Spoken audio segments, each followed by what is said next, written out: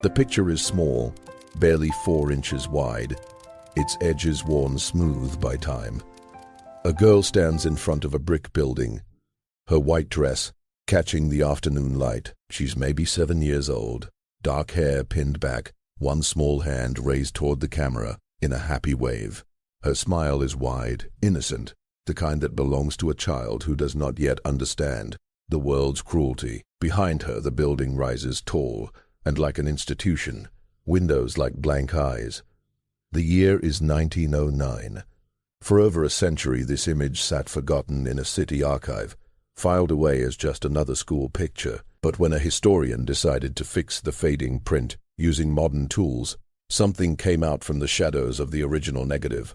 What experts later found would change how we understand that moment in history. Dr. Elena Marsh had spent 3 decades working in the Pennsylvania State Archives, and she thought she had seen everything. Old Civil War letters, crumbling land deeds, photos so damaged by water and time that faces had turned into blurry spots.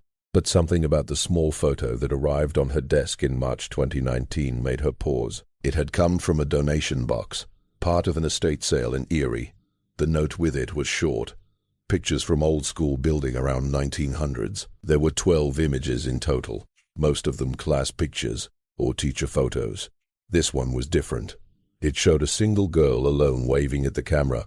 Elena held it up to the light. The picture surface was badly damaged, the contrast so poor that details had faded into murky gray.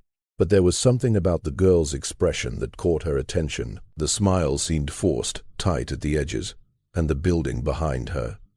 Elena knew that building style. It was like an institution, the kind of structure built for orphanages, asylums, reform schools. She ran a quick search through the archives database, checking Erie County places from 1900 to 1915. 3 results came up: the Sisters of Mercy Orphanage, the Erie County Home for the Friendless, and the Western Pennsylvania Industrial School for Girls. The last one made her stop. The industrial school had been well known for bad things in its time. It was where they sent girls called troublesome, runaways, orphans, immigrants, daughters, who did not speak English well enough, girls whose only problem was poverty or having no family to protect them. The building had been torn down in 1962, its records supposedly destroyed. Elena decided to fix the photograph. Using a special scanner and digital tools, she began the slow process of pulling detail from the damaged negative. First came the texture of the brick wall, then the window frames, then the faint lettering above the door that read Industrial School for Girls, Est 1897. She zoomed in on the girl's face. As the software sharpened the image, Elena could see tears on her cheeks, barely visible, but clear. The wave was not happy. It was desperate. A goodbye. Then Elena noticed something else. On the girl's left wrist, partly hidden by her sleeve, was a dark band. She made that section clearer, increased the contrast. It was not a bracelet. It was a leather strap, the kind used to tie someone. Elena's stomach tightened. She zoomed out, scanning the full frame again. That's when she saw them. Shadows in the background just inside the building's doorway. 2 figures, adults, watching.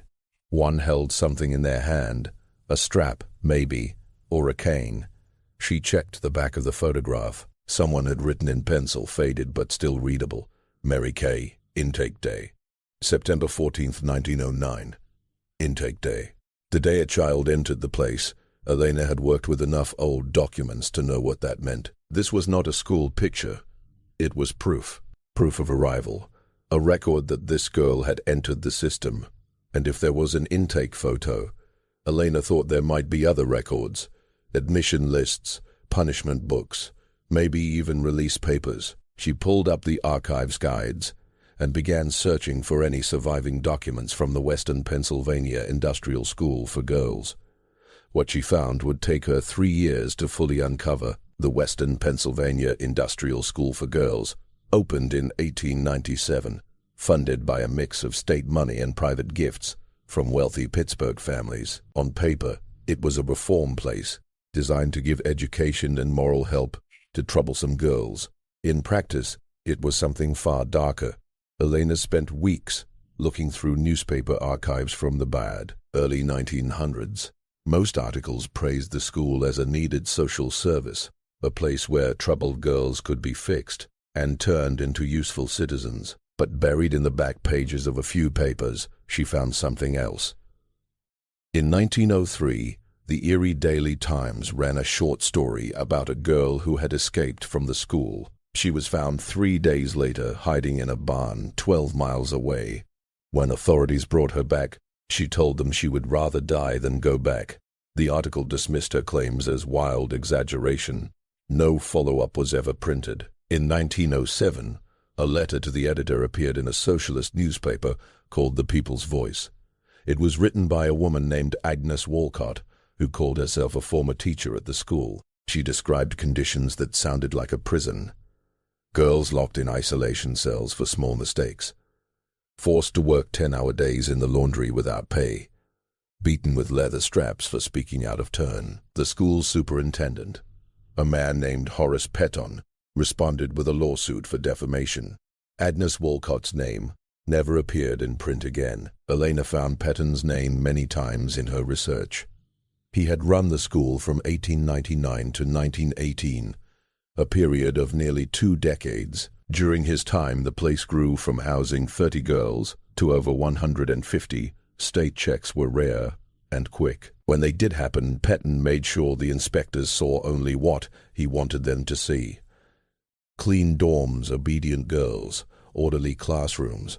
But Elena found something else, a money scandal that had been quietly hidden. In 1911, an auditor discovered that Petton had been charging the state for the full cost of feeding and clothing 150 girls, while actually spending less than half that amount. The girls were eating watered-down soup and stale bread.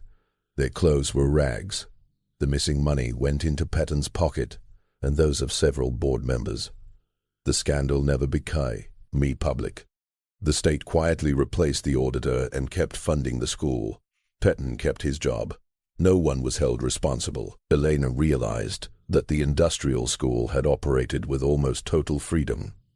Girls sent there had no helpers, no family members, with the power to check their treatment. Many were immigrant children whose parents spoke little English. Others were orphans. The few who tried to speak out were called liars or troublemakers. The system was designed to silence them. Elena returned to the photograph of Mary Kay, studying her face again. This girl had been 7 years old when she entered that building. 7.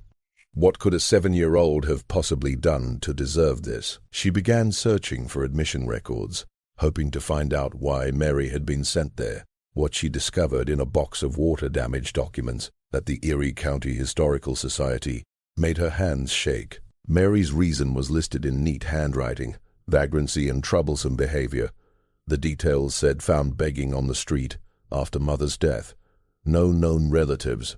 Refused to go quietly with authorities. Mary had not committed a crime. She had been orphaned, alone, and afraid. And for that, she had been sent to the industrial school. Elena knew she needed more than newspaper articles and money records. She needed to find out what had actually happened to Mary Kay. The problem was that most of the school's internal papers had been destroyed when the building was torn down in 1962, or so everyone had assumed. She reached out to local historical groups, family history clubs, and relatives of people who had worked at the school.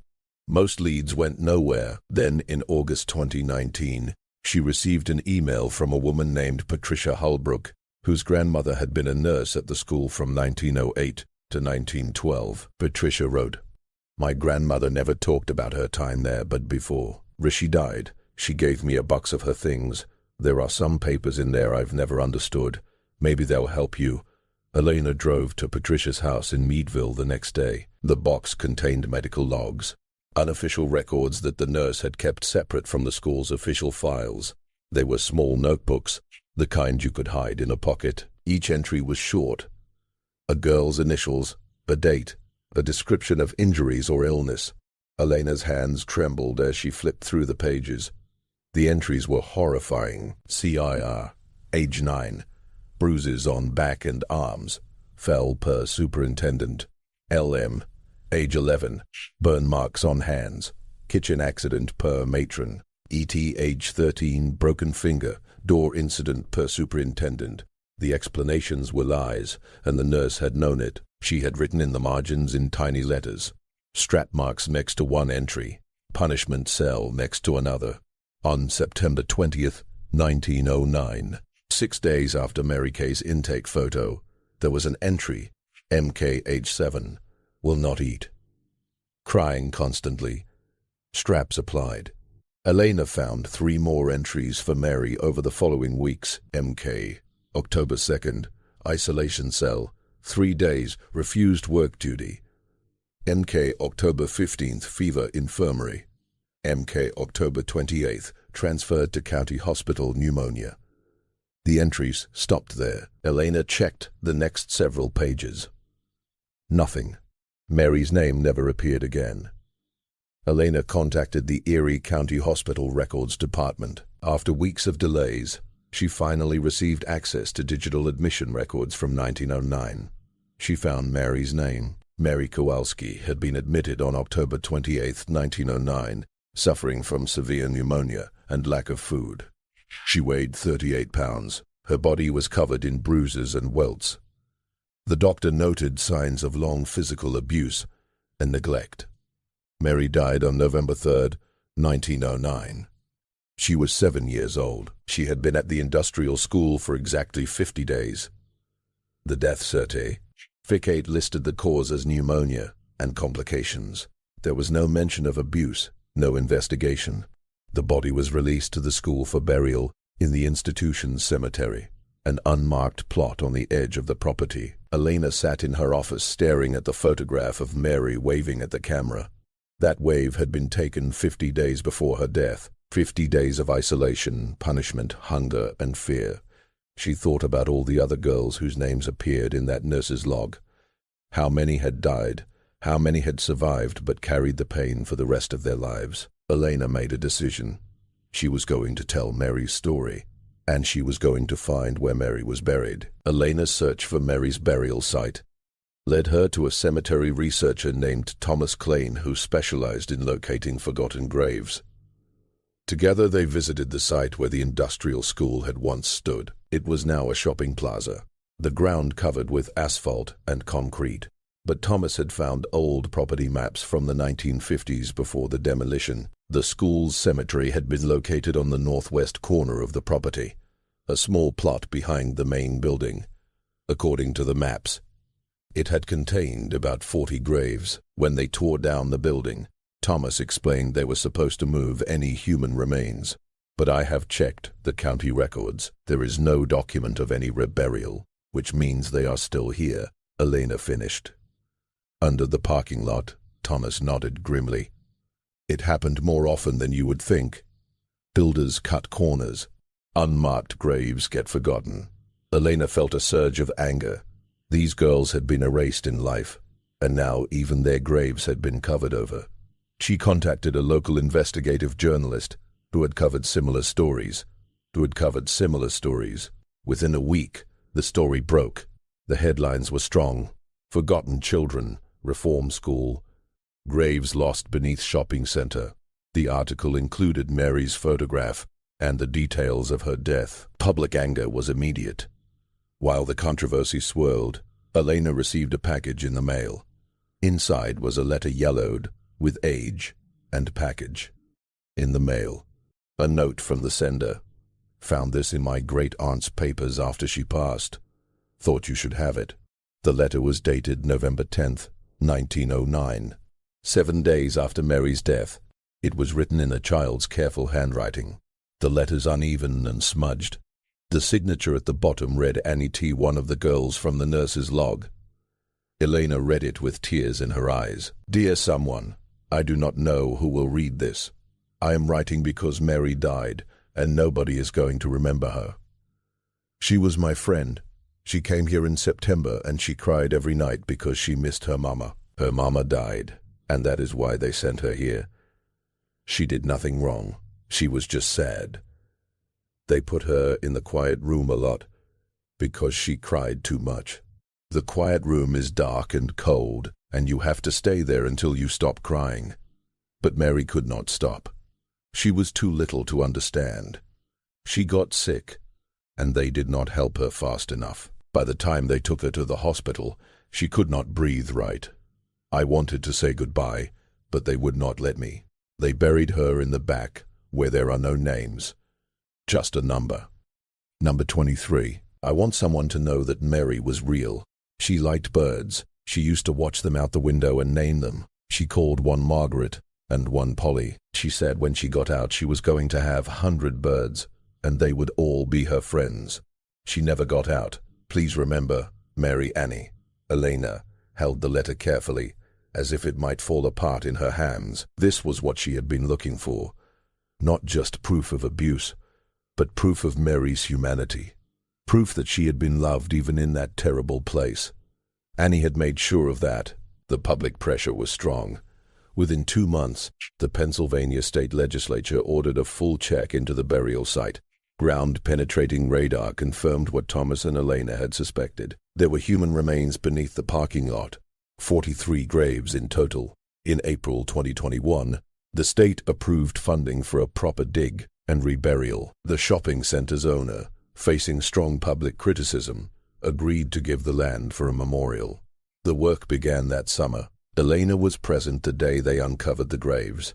Each one was marked with a simple wooden stake bearing a number. Number 23 was found in the second row, a small coffin barely 3 feet long. Inside were the bones of a child along with a few items. A piece of white fabric, probably from a dress, and a small metal button. DNA testing could not identify the remains. There were no living relatives to compare against, but the size and age of the bones matched Mary Kowalski's records. Elena chose to believe it was her. The reburial took place on a cold November morning, almost exactly 112 years after Mary's death. The new cemetery was on a hill overlooking the town, a peaceful place with trees and open sky. Each girl was given a proper headstone with her name if it was known, or simply a child of God if it was not. Mary's headstone read Mary Kowalski 1902, 199 she liked birds. Elena had insisted on that last line. It came from Annie's letter, and it seemed important that people know something about Mary beyond how she had died. She had been a person, a child who had liked birds, and named them, and dreamed of freedom. Over 300 people attended the memorial service. Many were relatives of girls who had been held at the industrial school. Some came forward with their own family stories. Grandmothers who had never spoken about their time there, who had carried shame and pain in silence for decades. A state representative gave a speech admitting the failures of the system that had allowed such abuse to happen. The governor issued a formal apology. It was not enough, Elena thought, but it was something. After the service, Elena stood alone at Mary's grave for a long time. She thought about the photograph, about that desperate wave, about a 7-year-old girl who had lost her mother and then lost everything else. "I am sorry," Elena whispered. "I am sorry it took us so long." A bird landed on the headstone, a small sparrow, and tilted its head, watching her. Then it flew away, disappearing into the gray November sky. Elena smiled through her tears. She liked to think Mary would have named that one too. The photograph of Mary waving now hangs in the Pennsylvania State Museum, part of an exhibit on child welfare reform and institutional abuse. Beneath it is a plaque that tells her story and the stories of the other girls who suffered at the industrial school. The exhibit ends with Annie's letter displayed in a glass case. The final line is printed large on the wall behind it. "Please remember Mary. People do now." Finally, people do. Mary Kowalski's story is not unique. Thousands of children passed through reform schools, orphanages, and industrial places in the early 20th century. Many suffered abuse and neglect. Many died and were buried in unmarked graves. For too long, their stories were erased, dismissed as inconvenient truths from a past we would rather forget. But photographs like Mary's survive. Documents survive. And when we take the time to look closely to fix what has been hidden, we find the truth waiting. History remembers what we choose to see and what we choose to forget. If you enjoyed this video, please like it, comment your thoughts and subscribe.